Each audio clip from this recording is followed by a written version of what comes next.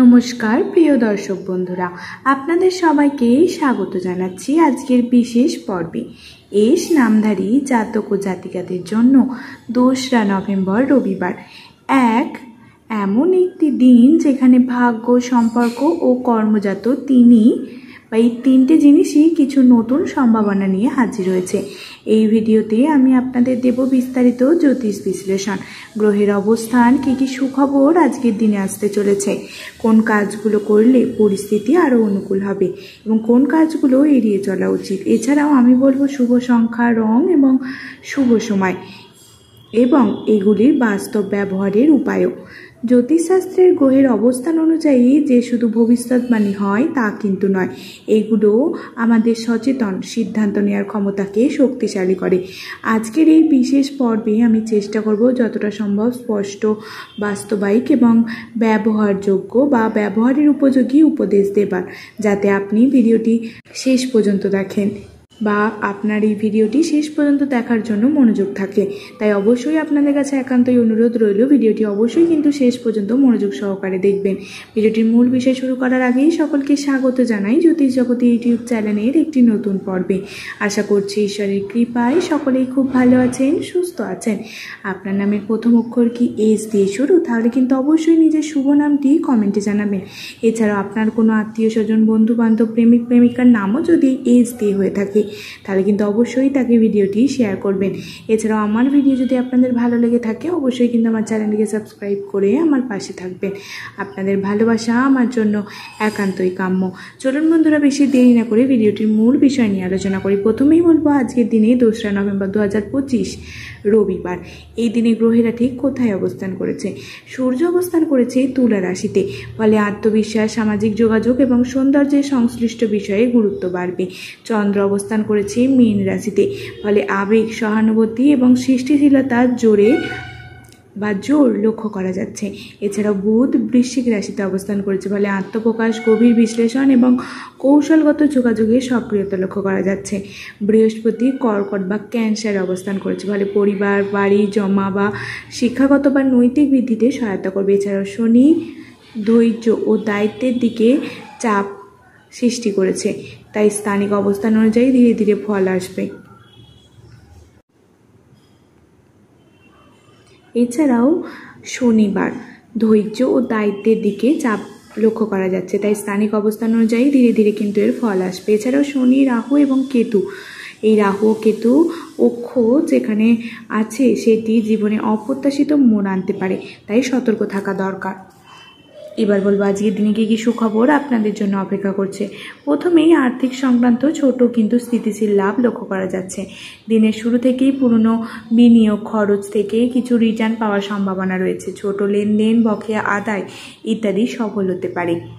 এছাড়াও কর্মক্ষেত্রে সুযোগ লক্ষ্য করা যাচ্ছে। তোমার অতীতের পরিশ্রম বা একটি ধারাবাহিক প্রকল্প আজ সঠিক ফল দিতে পারে।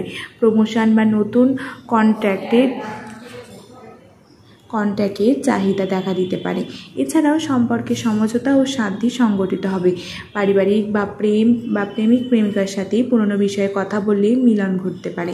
চন্দ্র মীন রাশিতে কোমল প্রভাবে এখানে সাহায্য করবে।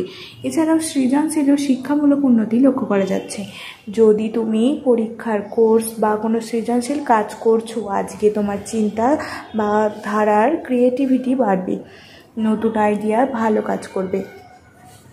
এছাড়াও স্বাস্থ্যগত মানসিক শান্তি লক্ষ্য করা যাচ্ছে। মানসিক চাপ কমে যেতে পারে, তার জন্য ধ্যান বা যোগ করলে আজকে বিশেষভাবে লাভবান হবেন। আজকের দিনটি এমন একটি দিন যেখানে ছোট ছোট সচেতন পছন্দ আপনার জীবনে বড় পরিবর্তন আনতে পারে, তাই আজ একটু আশা রাখুন, অপ্রত্যাশা নয়, তারাই আজকে সেরা শুভ সূত্র। এবার বলবো আজকের দিনে কি করা উচিত। গুরুত্বপূর্ণ সিদ্ধান্ত নেবেন না, গুরুত্বপূর্ণ আর্থিক সিদ্ধান্ত করো না চুটিয়ে, কিন্তু ছোট সুযোগ নাও। ছোট লেনদেনে আজ চেষ্টা করো, প্রায় নিশ্চিত ছোট লাভ সম্ভব। বড় বিনিয়োগের জন্য অপেক্ষা করো কিংবা পরামর্শ নাও। এছাড়াও কাজে ফোকাস বাড়াও। তুমি যদি কোনো প্রজেক্টে সময় দিতে পারো বা নতুন প্রস্তাব পাবে, আজ সেটার ওপর জোর দাও, কিন্তু সফটওয়্যার বা চুক্তি পড়ে নাও। এছাড়াও সম্পর্কে সংলাপ রাখো, পুরনো টানাপোড়েন মিটিয়ে দাও। ছোট ভুল ভাঙা স্বীকার করে বা ভুল বোঝা এইসব কিছু স্বীকার করে চাপ কমাতে পারো। চিত্তও খুলবে এবং সম্পর্ক দৃঢ় হবে। এছাড়াও স্বাস্থ্য মানসিক শান্তির জন্য মোটিভেটেড হও। যোগ, ধ্যান, হালকা হাঁটা এইসব করতে পারো। আজ মনের শান্তি পাবে এইসব করলে। এছাড়াও সৃজনশীল কাজে আত্মদৃষ্টি দাও। নতুন আইডিয়ার চেষ্টা করো। লেখালেখি, আর্ট বা বিভিন্ন কন্টেন্টের আইডিয়া আজ কিন্তু ভালো ফল হবে। কী করা উচিত নয়? অতিরিক্ত খরচ বা বড় আর্থিক ঝুঁকি নেওয়া যাবে না। এতে কিন্তু বড় খরচ হতে পারে বা বিপদে পড়তে পারেন। এছাড়াও গর্ব বা অহং দেখে সিদ্ধান্ত নেবেন না। আত্মবিশ্বাস ভালো, কিন্তু অতিরিক্ত আত্মপ্রতিষ্ঠা ভুল সিদ্ধান্ত ডেকে আনতে পারে, বিশেষত পেশাগত আলোচনা। এছাড়াও আবেগেই সিদ্ধান্ত নেবেন না। মীন চন্দ্র আবেগ বাড়ায়, তাই রোম্যান্টিক অবস্থা ব্যক্তিগত সিদ্ধান্ত দ্রুত করবেন না। ঠান্ডা মাথায় চিন্তা করুন। এছাড়াও বিরক্তিকর বা তিক্ত কথাবার্তা চালিয়ে যাবেন না। সম্পর্ক রক্ষা করতে ইচ্ছা করলে কথাবার্তার সদয় ও ধৈর্য বজায় রাখুন। এছাড়া অপ্রয়োজনীয় লেনদেনের হাত আজ ঢোকাবেন না, এতে কিন্তু বিপদ হতে পারে। এবার বলবো আজকের দিনে শুভ সময় হচ্ছে সকাল 9টা থেকে 11টা। এই সময় কোনো গুরুত্বপূর্ণ কাজ করার জন্য খুবই ভালো। এছাড়াও বিকেল 3টে থেকে 5টা এই সময় কিন্তু আর্থিক বা সামাজিক কাজের জন্য খুবই ভালো। গুরুত্বপূর্ণ মিটিং এটাকে ব্যবহার করবেন। কোনো গুরুত্বপূর্ণ মিটিং, অর্থ লেনদেনের ছোট চুক্তি বা পারিবারিক সংক্রান্ত সিদ্ধান্তের সময় এটি ব্যবহার করুন। যদি রোম্যান্টিক কোনো আলাপ করতে চান, বিকেলের সময় গোছানো আলাপ, কথাবার্তা এইসবের দিক থেকেও কিন্তু ভালো। শুভ রং হচ্ছে হালকা নীল, সাদা এবং সোনালি। এই হালকা নীল মানসিক শান্তি ও স্পষ্টতা বৃদ্ধি করে, ফলে যোগাযোগে ভালো ফল দেয়। এছাড়াও সাদা আজকের দিনে সৌভাগ্য ও নির্ভুলতার প্রতীক, তাই পারিবারিক বা পবিত্র কাজের জন্য উপযোগী। এবং সোনালি রং হচ্ছে আর্থিক অংশে আত্মবিশ্বাস বাড়াতে সাহায্য করবে, বহিরাগত আকর্ষণও বাড়ে, তাই এই রং কিন্তু অবশ্যই ব্যবহার করবেন। এবার বলবো কিভাবে এটাকে ব্যবহার করবেন। গুরুত্বপূর্ণ সাক্ষাৎ বা মিটিংয়ে এই হালকা নীল রঙের জামা বা স্কার্ফ পরে যান।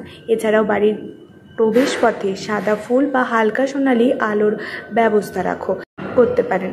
এবার বলবো শুভ সংখ্যা হচ্ছে 2, 5 এবং 9।